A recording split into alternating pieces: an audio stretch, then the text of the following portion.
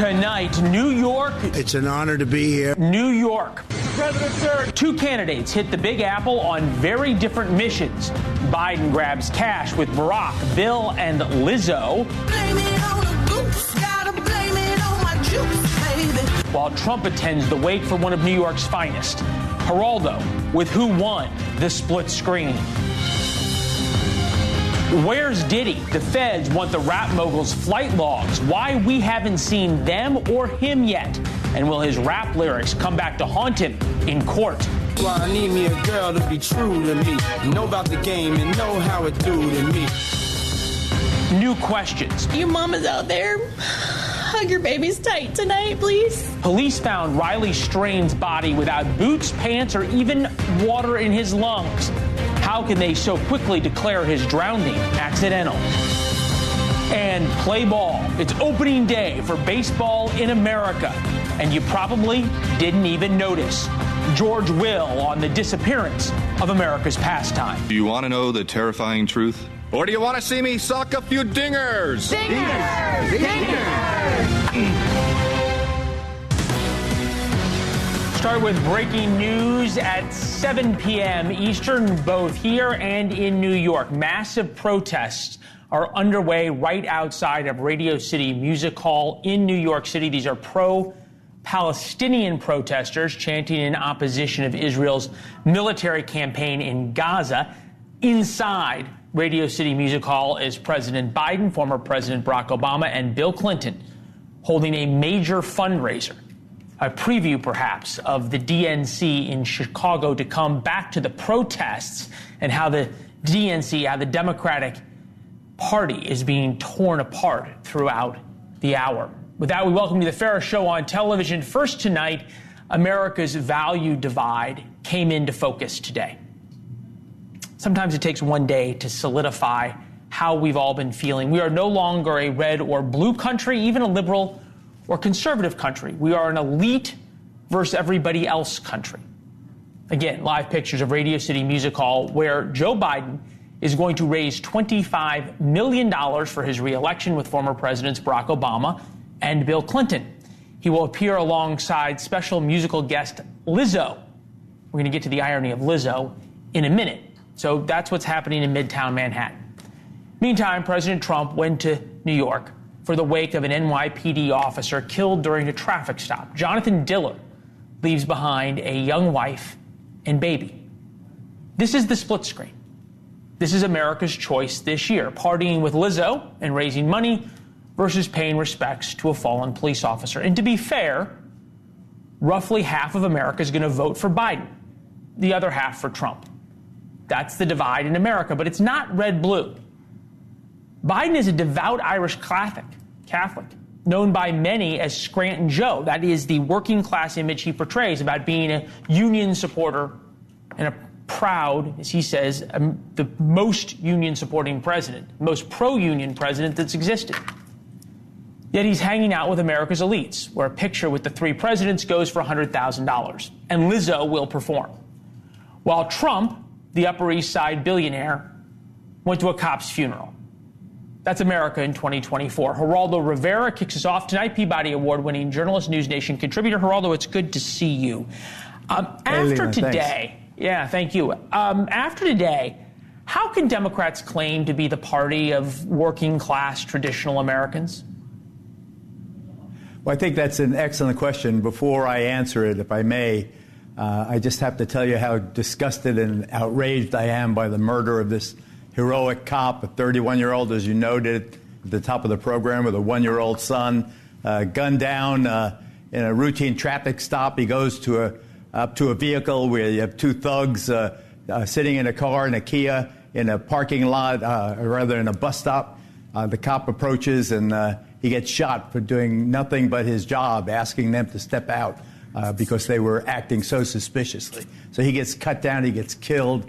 And it's just the whole city convulses and goes into mourning when that happens. It's just awful. And you mentioned the timing. Let's stay on the issue of the police. Let's stay on the issue of the police, because we had some video of the wake, the service with the NYPD, who does a magnificent job honoring fallen officers as they did once again today. And you're horrified by what happened, and you use the word disgusted, which I think is the right word. Yet when asked about it yesterday, this is how the president's spokesperson, Karine Jean-Pierre, responded. Take a listen. This shooting is yet another painful reminder of the toll of gun violence, that what it's doing to inflict on families and our communities and our nation. And that's why the president signed more than 24 executive actions. Why is President Biden, who's now in New York, why are Democrats so afraid to support cops? I also have to say that President Biden did not plan his event knowing that a cop would be killed 2 days before. He didn't, this is, from his point of view, terrible, tragic timing. It is the most successful benefit in the history of the world, but it comes at a time when it seems grotesquely distasteful. But he didn't mean it to be that. I think that... No. Fair enough, Geraldo. Hold on, Geraldo. But you look, I've covered the White House for a long time, okay? There's a lot of things a president can do. Granted, going to the wake may be a lot. Just in terms of the footprint of the president, the sitting president rather than a former president. He could have talked to the press as he walked on Air Force One. He could have talked to the press afterwards. There is a pool that goes with him everywhere. Karine Jean-Pierre could have said yesterday the fact that President Biden called the widow and offered his condolences and talked about how the important work that the officer had done. He could have talked about how he supports cops. She could have talked about how the president supports cops. None of that happened. I hope and pray that they are listening to this broadcast. President Biden, President Obama, President Clinton, that they're listening to the absolute distaste people have from this apparent juxtaposition. I hope that when they go on stage, they have a moment of silence, at least, for this slain officer, that they note that this has happened. Nobody wanted this juxtaposition. But it happened. It's a tragedy. It's awful. The optics of it are terrible from President Biden's point of view. President Trump was invited by the family. I've attended far too many cop funerals over the course of my 54 years in this business. The cop was killed in Queens. President Trump is from the borough of Queens. It makes all the sense in the world. He's very popular with cops. The mother of my grandchildren is an NYP officer. Her uncles are all cops. I love cops. We mourn for them. We root for them because of them. The crime in the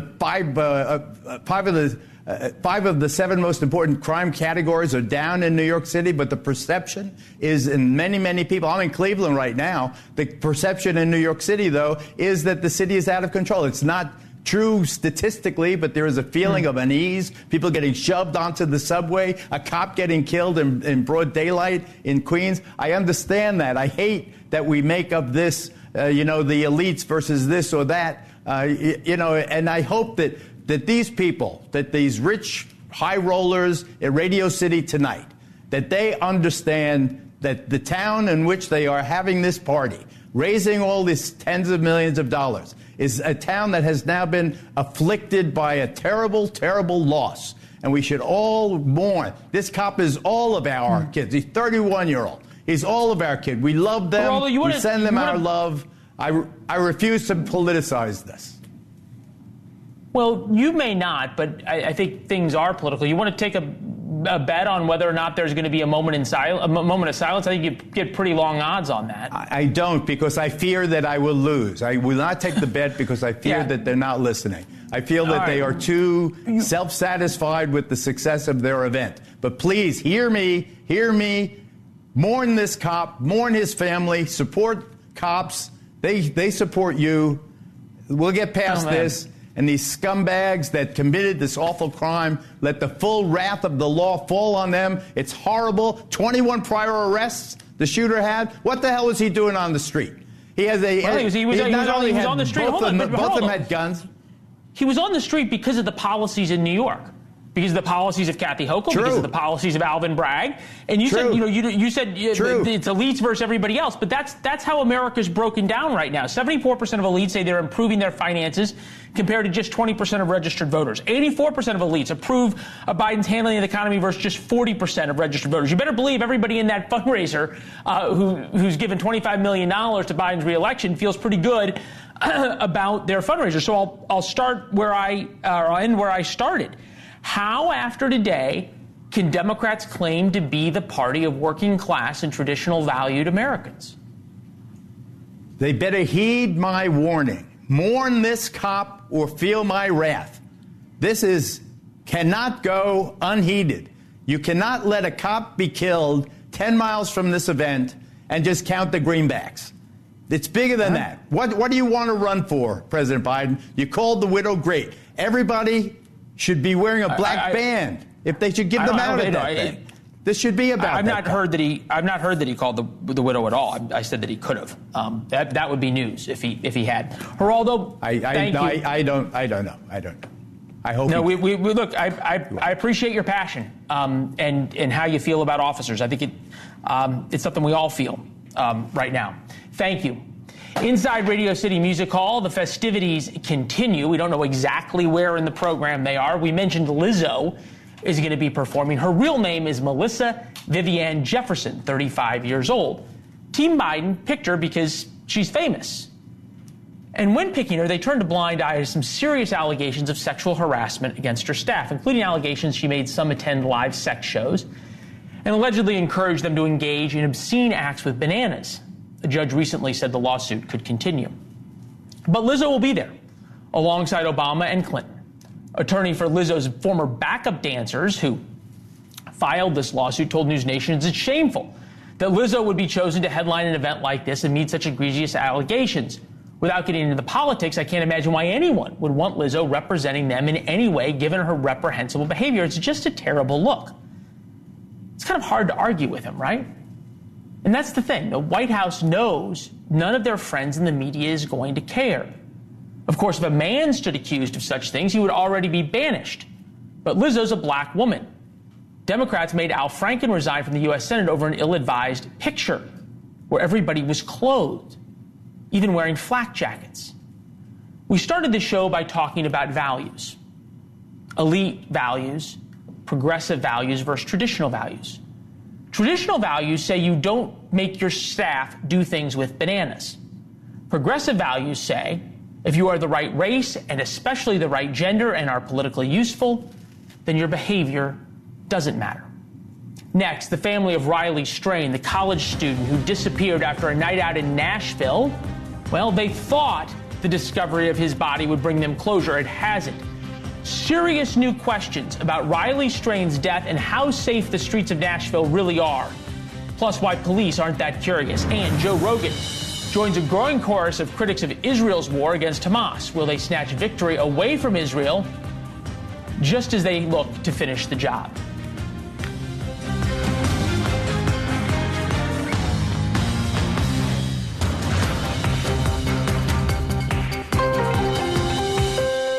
Threw the family for a loop was, the coroner going on record with a news person in Nashville stating about the lack of water in his lungs. It raises more questions. I'm not a crime drama person by no means, but usually water in the lungs means that, they were alive when they went into the water. And that would be news. There's a family member of Riley Strain, a friend. The 22-year-old whose body was recovered in the Nashville River last Friday, he disappeared a couple of weeks before. An autopsy requested by the family found, as you heard, he had no water in his lungs. However, the first autopsy ruled out there was foul play. And there's new details that have emerged about this young man who left a Nashville bar about 9:30 at night, never to be found again, alive. He was found without his pants, his boots, or his wallet. The 22-year-old had been missing for 2 weeks after a night out with friends. His body was discovered 8 miles away from where his phone last pinged near the river in downtown Nashville. Brian Enton is here. Brian, good to see you. Incredible reporting on this. Look, you're the best crime reporter I know. You got your own TV show on the CW because of that. What about this case sticks out that all of a sudden the police keep saying nothing to see and you're hot on the trail? Well, look, I mean, the family has been very persistent for quite some time that they don't necessarily think there was foul play. I mean, they're not coming out and saying we think he was murdered, but just that they want more investigation. They don't like the fact that Nashville police just sort of said it was an accident early on, case closed, essentially. And they have now learned that Riley's body, when it was found 2 weeks after he went missing in the river, about 8 miles down the river from where he went missing near downtown Nashville, that the body that was missing his jeans, he wasn't wearing his jeans, he wasn't wearing his size 15 cowboy boots, and his wallet was also missing, but he still had his shirt on and he still had his Apple Watch on. And that is something that has really, really perplexed them. They decided they wanted to have their own private autopsy. So, the county did an autopsy. Now they've paid for someone to do their own autopsy. They're waiting on the toxicology results, but they would like the Nashville Police Department to continue investigating, to go out, try to interview witnesses. There's a whole homeless group of people that live near the river because they are just perplexed why the jeans and the cowboy boots wouldn't have been on his body. Yeah, and you look at the map in terms of the small map that goes through the time. 9:35, he was kicked out of Luke's 32nd Bridge, which is a bar, seen stumbling on Church Street and 3rd Avenue. Last phone ping 20 minutes later, and then he disappears. He was seen stumbling. People had said he was really drunk, on and on and on, yet he only had one drink at the bar. So, two options here. One, he'd been drinking somewhere else heavily, or something had been put in his drink, which then compounds the alcohol effect, and that's what happened. We've seen these cases before, right? A big cluster of them in Chicago. Young men who look an awful lot like Riley Strain, who end up dead in the river because of a big night out. There was a cluster in Austin, Texas, as well. What is it about all of these cases that even though there appears to be so many inconsistencies, why is it that police seem to be so uninterested, you think? Yeah, and I mean, in those cases you talk about in Austin, Texas, and Chicago, where these bodies were found in water and rivers and lakes, it's usually men. And look, again, I think police are trying. I think they believe it's an accident, but we've done so many stories where police will say something's an accident and then an investigation gets reopened and they realize, wait, maybe something else was going on here. And again, just the fact that he didn't have the boots, that he didn't have the pants. I talked to a medical examiner today. I talked to a death investigator. I mean, there are explanations. His body was probably at the bottom of the river. It went 8 miles. Is it possible that he got stuck up on some kind of debris that took off parts of his clothes? Maybe. But then there's other strange things. He wasn't, there were no puncture wounds. He wasn't stabbed. There were no signs of foul play. I'm also told that your body bloats and it would make it more difficult for your clothes to come off. Again, another reason the family's saying, let's just take a step back. There were a lot of people out there. There were a lot of people down near the river. They need to continue interviewing people to figure out exactly what happened. The definitive thing that would tell you, I mean, not definitive, but it would certainly be an enormous red flag, is toxicology, right? Yeah. That if there was any one of the date rape drugs that can be put in somebody's system. Are those tests going to be done? And from your reporting, how definitive will it be? Will we know definitively that there was no other drugs in his system? I think we'll get a good look at what was in his system. We learned that what they do, and it's kind of morbid and gross to talk about, but it's just what they do. They actually take a piece of your eye in a situation like this, which holds on to these chemicals for a long time from either drugs or alcohol or whatever's in your system. So they will take that, which they've done, and they will go back and study it and test it. Takes a little bit of time. We don't have the results yet, but we're told they likely will get the results and realize what was in his system, which you mentioned. I mean, he had the one drink at the bar, was served water besides that. And it was kind of strange. There was some surveillance video of him looking pretty drunk or, on something. And then there was, I don't know if you remember the body camera video, Leland, where he had a nice, normal exchange, polite exchange with a police officer where he didn't seem drunk at all. So again, just another one of these weird, mysterious situations where they the parents really want to get the toxicology results back to see what was going on. Yeah, you'd also think in a town that relies so heavily on tourism that the police in Nashville would really want to put this to bed and put a nail in, put a nail in and definitively be able to answer all these questions, which, as you point out, they think it's an accident. So, Brian, stay on the case. It's important. All these little breadcrumbs are important. We'll talk to you soon. Thanks, Leland. Yeah. All right. Anti-Biden Democrats planned huge protests for President Biden's big fundraiser tonight. They came out in droves. Two things. Is what we're seeing tonight in New York a preview for the DNC in Chicago? It happened before in 1968. And can President Biden solve his Israel problem before it becomes too late?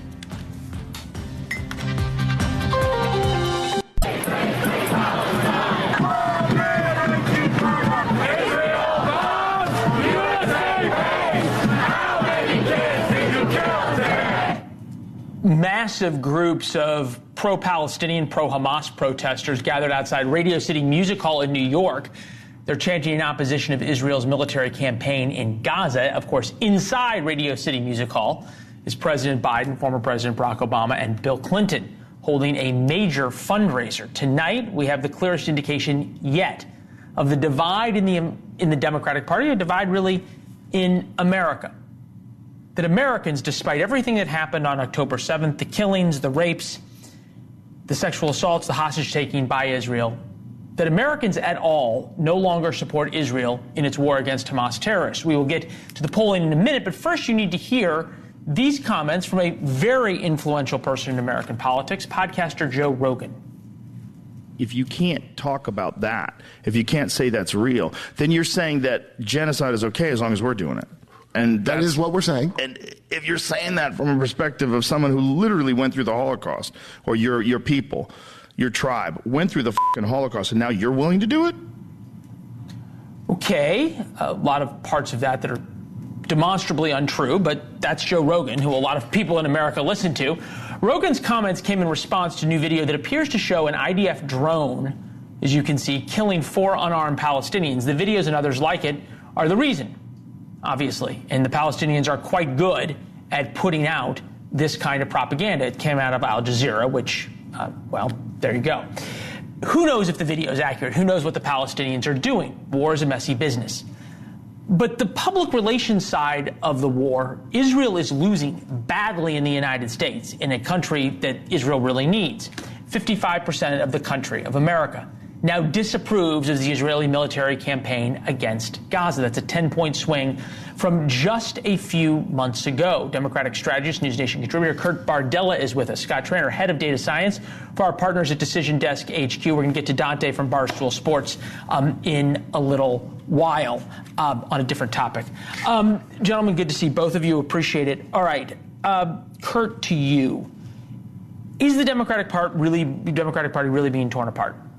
Yeah, I think there is. I think there's absolute legitimacy to the idea that right now we're seeing right now outside of Radio City Music Hall, a very vocal, demonstrably vocal group of Democrats, people who affiliate with the Democratic Party at least, who are very unhappy with how the Biden administration has addressed the situation in the Middle East. And that chorus hasn't gotten smaller as time has gone on. It's gotten louder. It's gotten more active. We've seen even in some of these primary elections where the outcome may have been decided, but there was that protest vote where they expressed themselves, and they are continuing to do so. And in my opinion, that's a big problem for President Biden. All right, Scott, what do we think of the polling itself? Is this sort of a reaction to what people are seeing on social media, or is this actually a change in how people really genuinely feel? Well, the Gallup poll's gold standard, and so that first number, that is a reaction to what's going on. The second number, the drop in approval of support for Israel, down from 50 to 36, that's the more concerning number if you're Israel over the next 10 or 15 years. When you look at the crosstabs of that poll, if you're 18 to 45, that's where they lost most of their support. It's those young people, and those young people are going to be voting for the next 30 or 40 years and really moving into it. And so that's kind of, if you're Israel, that is those two numbers you're looking at. Kurt, how much of this is a problem for President Biden in this sense. When you try to split the baby, when you try to support Israel, but also get the support of the people who don't necessarily like Israel and still give them weapons, but want them to hold off on their offensive in Gaza.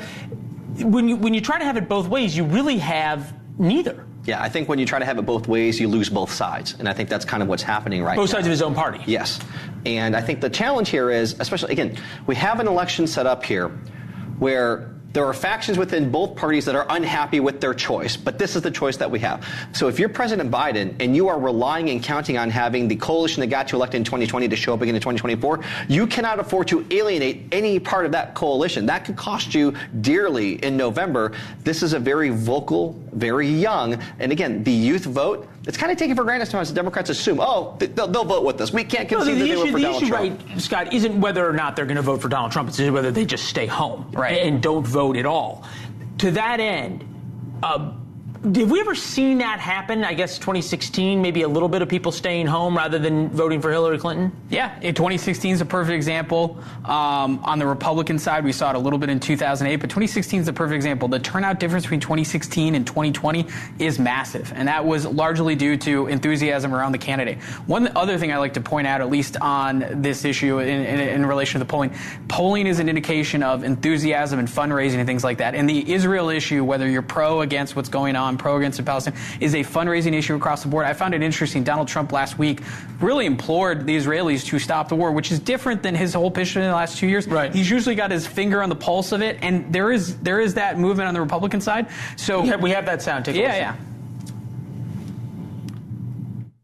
And I will say Israel has to be very careful because you're losing a lot of the world. You're losing a lot of support.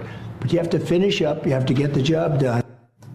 One could argue if President Biden had said that a few months ago and said, just do what you need to do, get it over with, this wouldn't be a problem for him anymore. Kurt, among adults under 30, 38% say Israel's reasons for fighting are valid. 34% of Americans under 30 say Hamas's reasons are also valid. And these are terrorists who came in and raped and pillaged throughout Israel. What we're seeing outside of Radio City Music Hall is kind of, I guess, a thorn in the side, right? A big night for Democrats. If this happens, if this is still going on, this war is still going on when Democrats meet in Chicago for the DNC, how big of a problem is that? Yeah, if what's going on tonight is growing and going on during the DNC convention, again, that just tells me there is a massive communications failure going on. Like, whatever side of this you're on, if you're President Biden, if that many people in your own party are speaking against you, are protesting, then you are either not doing an effective job communicating your position and why that should be the Democratic Party position, or your position is just wrong. It's one of the two, though. Well, and look, he was with Barack Obama, who also had big issues when it came to Israel, and big issues when it came to Benjamin Netanyahu, who's now in the middle of this. Gentlemen, thank you both. Good to see you, as always. All right. Even Rolling Stone magazine right now. Rolling Stone doesn't know where the hip-hop mogul Diddy is. P. Diddy, Sean Combs, whatever. Monday, SWAT teams descended on the rapper's house. We know they were looking for evidence of sex trafficking. The federal government is pulling the flight logs of Sean Puffy Combs' private jet. They're combing through, perhaps to find potential victims and accomplices as they piece together the sex trafficking investigation. This is a first look at the alleged drug mule's perp walk. Brendan Paul was picked up at an airport in Miami attempting to board Diddy's plane on Monday. But again, somehow, one of the most famous singers in the world has disappeared. Homeland Security investigator with knowledge of the investigation told the New York Post, "We are responding to concrete, detailed, explicit allegations. This is not random. We didn't choose his name out of a hat. We had allegations that we were following up on." And there's a lot of evidence that Diddy knew it was coming. Dante Diana from Barstool Sports writes, P. Diddy gave his artists their publishing rights back, clear out of the blue, 6 months ago for no reason. And it's not because he was, quote, doing the right thing. Kurt Bardello knows something about the music industry. He's nodding along with us. Dante is here. All right. So explain to me what this means and why it seems as though P. Diddy knew 6 months ago that he was going to have some problems. Yeah, like I wrote, it really came out of the blue. And if you know anything about Sean Combs and the music industry in general, you know that people don't just give away publishing, especially in this day and age where it's pretty much the biggest cash cow outside of touring, which artists see very little money from. So publishing is a huge deal, especially with companies that are being formed now, specifically, basically investment groups that are going in and buying artists and labels and collective publishing because they are seeing the future and where this is heading. So for Combs to do this in September, it was a real head scratcher. 2 months later, he was giving up hundreds of millions of dollars. They've said that Bad Boy catalog is worth anywhere from $100 million to $500 million. Wow. Estimate. All right, so he gives us away. And look, I get now. You look back in retrospect and you go, "Wow, we should have." Look, when somebody does something that doesn't make sense, you're like, "Wow, well, there's something we don't know." That said, you think about rap culture, right? And you think about the lyrics. "Sex in the Porsche" by Diddy. My mother's watching. I'm not going to read the lyrics out loud. "No Time" by Lil' Kim featuring Diddy. Again, not going to read the lyrics out loud. My mother is watching. But these are lyrics, and this is a culture that glorifies the very things that Sean Combs may be accused of doing in terms of how they treat women and how people act. Is a Me Too sort of reckoning coming for the rap industry? Literally took the words out of my mouth. It feels like that's what we're experiencing now, where Combs is very comparable to the Harvey Weinstein figure of, the music industry, especially when it comes to R&B and hip hop. He made it and made several artists household names in the 90s and 2000s, and he's built an empire off of that ever since, where music is kind of just a tentacle in this far-reaching conglomerate. We played we played some of the sound bites of Usher and Justin Bieber last night that now in retrospect are extraordinarily concerning. Dante, keep up the great reporting. Thank you very much. We appreciate it. Coming up next, it's opening day across America. A week later than baseball really opened its season in Korea, George Will on why America's pastime has been overtaken by football and basketball and concerts, and so much more. To know that my heart, she ranks up there close to baseball. I still subscribe to the theory that there are 2, not 4 seasons. There's baseball season and the void. And I hope I never get over this childishness. All right, that was George Will from Ken Burns' baseball documentary all the way back in 2010. He had just about dug himself out of the hole with his wife for those comments, and we replay them. He talked about his love for the sport, which continues today. Today is opening day in baseball, but not really. It's opening day in most of America. Opening day was last week in Seoul, South Korea, where the LA Dodgers played the San Diego Padres. You may not have known that because the games were played when America was sleeping at 6 a.m. Eastern Standard Time. MLB Commissioner Rob Manfred says he's trying to grow the sport globally, but at one point it was America's pastime. Perhaps globally is the only answer. It is no longer America's pastime. All we have to do is look at the TV ratings. Last year's World Series was watched by the smallest audience in history. Meanwhile, the NFL, which saw a player nearly die on national television, continues to grow. This year's Super Bowl set a new record. Over 123 million people watching, the biggest TV audience since the moon landing, roughly 13 times the size of the World Series audience. George Will, NewsNation senior political contributor, one of America's foremost authorities on baseball, is with us now. It's good to see you. Is it okay if I watch the Cub-Rangers game while we're talking? Sure, by all means. You just can't show it on TV. We'll get in trouble with the rights. Is baseball dying? Oh, of course not. Baseball last year increased its attendance 10%. Did the NFL? No. Did the NBA? No. 70 million Americans went through Major League turnstiles last year. That's more people, 10 million more people, than went to NFL games and NBA games combined. Those are not numbers from a dying sport. So why does it not capture the imagination? There are not young boys trading baseball cards. It's not what is in the conversation of the American culture anymore. You're hanging out with the wrong people. Well, you would not be the first person to say that. Okay, but continue. In fact, youth baseball is growing. In fact, Baseball is a regional sport. A football fan living in Duluth will watch the Seattle Seahawks play the Tampa Bay team. Baseball is more regional, but in its regional loyalties, it's very strong and growing fast. All right, so value of a Major League Baseball team now up to $2.4 billion per team. The market has spoken. These are still very valuable things. Up 4%, audience down 11.6%. Rob Manfred is a controversial figure in this situation. In an attempt to grow it globally, has he made it so that in terms of being fans of the sport, it has gotten so expensive for people to go to games and for families to attend and to buy merchandise that it's very difficult to be a baseball fan anymore?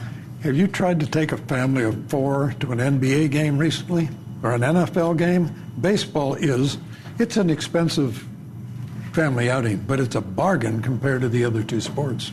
All right. So you wholesale dismiss any of my thesis statements on this segment? As fast as you can bring them up, I'll dismiss them. Okay. So what does baseball have to do? Because in last year's World Series, I'm in the television business. Okay. More people watch an episode of NCIS Hawaii than they did the World Series. In 1980, 42 million people watched the World Series. There's more people in America, and less than a quarter watched last year. I understand the emotion. You can't argue with the data. You're in the television business, and you know what has happened to the fragmentation of the television audience over the last 20, 30, or 40 years. Baseball's not been immune to that. Right, but the football ratings have gone up, so that would seem to defy your argument. You talk about the Super Bowl. Super Bowl is not a sporting event. It's an event where Americans eat, 2 billion chicken wings this year? It's the second highest caloric day of the year, second only to Thanksgiving. But it has precious little to do with that 60 minutes of football that's embedded in 6 hours of commercial schlock. But doesn't that speak to how football has captured a part of American culture and taken over in a way and replaced what used to be a conversation so often about baseball?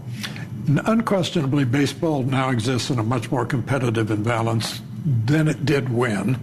It had the nation's undivided attention from 1st of April to whenever Ohio State played Michigan. That's changed. Today, there are 7 weeks between the last NBA championship game and the first NFL preseason game. Things have changed. 70 million people, Leland. All right. Come through the turf. You are watching the Cubs game. Don't tell us the score. Again, we're going to get in trouble with the rights folks. But because we know the Cubs are not going to make it to the World Series. Who What? will? How do you know this? I don't know. I was told. I was told. Am I correct? Further evidence that you're hanging out with the wrong people. All right. You have any predictions for the World Series this year? Yeah, Cubs. And? Doesn't matter. Good to see you, sir. As always, thank you. All right. Well, your thoughts. And an odd thing is happening in America right now when it comes not only to baseball, but to the traditional American family. The decline of that when we come back. A flat top? Wally, where's your sense of individualism? Do you want to look like every other kid in school? Sure, Dad. I just hope you wouldn't pick on anyone just because he was different. Well, gee, Dad, I wouldn't hold it against a guy just because he wears short pants. Like gray sky, hello blue. Nothing can hold me when I hold you. Feels so right, it can't be wrong. Rocking and rolling all week long. These days are on. Share them with me.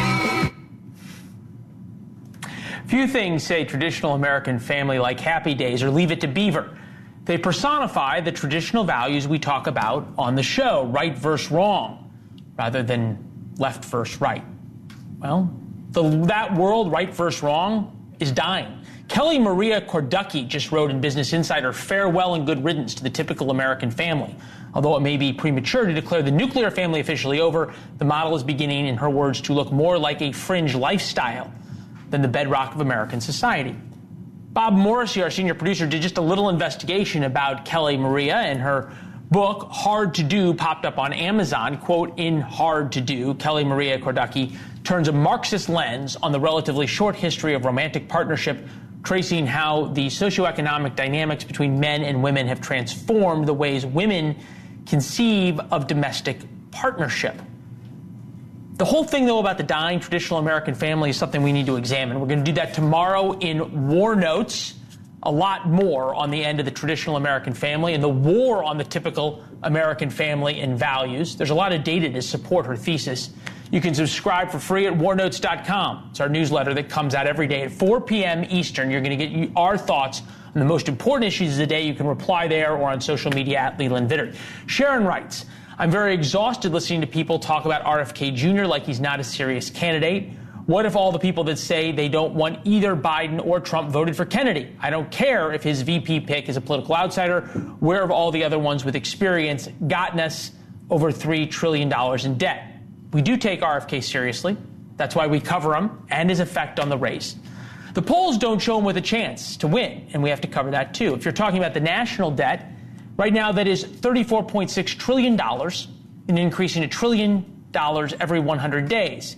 Each American taxpayer right now owes a little more than $250,000. So yes, Sharon, you're right. Politicians on both sides continue to fail us. We'll continue to cover it.